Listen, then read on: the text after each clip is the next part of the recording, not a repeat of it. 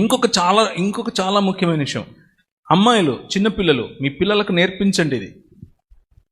ఇంత వయసు నుంచి నేర్పించండి. ఒళ్ళో ఎవరైనా కూర్చోబెట్టుకుంటే కూర్చోకూడదు.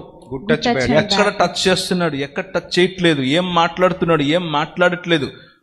మేనమామ, చిన్నాయన వద్దు, ఏ డ్రామాలు వద్దు.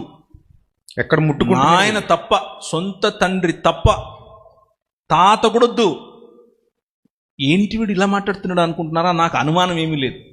నేను అనుమానం పిశాచినేమి కాదు. కొన్ని కేసెస్ లో తండ్రిని కూడా నమ్మలేని పరిస్థితి. కరెక్ట్.